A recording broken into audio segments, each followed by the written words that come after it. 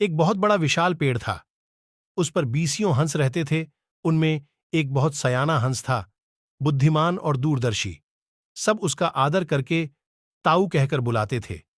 एक दिन उसने एक नन्ही सी बेल को पेड़ के तने पर बहुत नीचे लिपटते पाया तो ने दूसरे हंसी को बुलाकर कहा, देखो इस बेल को नष्ट कर दो।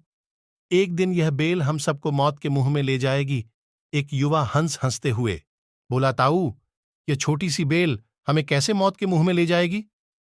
सयाने हंस ने समझाया, आज यह तुम्हें छोटी सी लग रही है, धीरे धीरे यह पेड़ के सारे तने को लपेटा मारकर ऊपर तक आएगी। फिर बेल का तना मोटा होने लगेगा और पेड़ से चिपक जाएगा। तब नीचे से ऊपर तक पेड़ पर चढ़ने के लिए सीढ़ी बन जाएगी। कोई भी शिकारी सीढ़ी के सहारे चढ़कर हम तक पहुंच जाएगा और हम मारे जाएंगे। दूसरे हंस को यकीन न आया, एक छोटी सी बेल कैसे सीढ़ी बनेगी? तीसरा हंस बोला, ताऊ, तू तो एक छोटी सी बेल को खींचकर ज्यादा ही लंबा कर रहा है। एक हंस बड़बड़ाया, यह ताऊ अपनी अक्ल का रौब डालने के लिए अंट शंट कहानी बना रहा है। इस प्रकार किसी दूसरे हंस ने ताऊ की बात को गंभीरता से नहीं लिया। इतनी दूर तक देख पाने की उनमें अक्ल कहाँ थी। समय बीतता रहा। बेल लिपटते लिपटते ऊपर शाखों तक पहुंच गई। बेल का तना मोटा होना शुरू हुआ और सचमुच ही पेड़ के तने पर सीढ़ी बन गई, जिस पर आसानी से चढ़ा जा सकता था।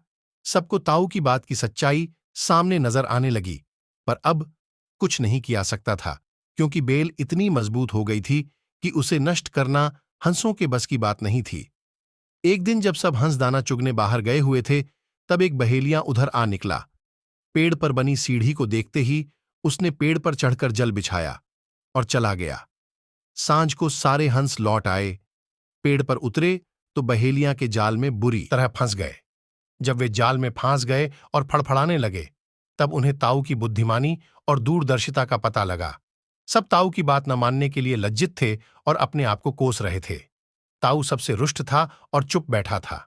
एक हंस ने हिम्मत करके कहा, ताऊ, हम मूर्ख हैं, लेकिन अब हमसे मुंह मत फेरो। दूसरा हंस बोला, इस संकट से निकलने की तरकीब तू ही हमें बता सकता है। आगे हम तेरी कोई बात नहीं टालेंगे।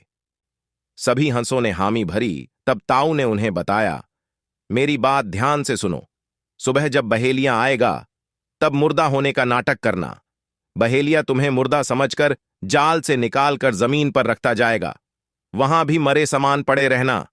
जैसे ही वह अंतिम हंस को नीचे रखेगा, मैं सीटी बजाऊंगा। मेरी सीटी सुनते ही सब उड़ जाना। सुबह बहेलिया आया।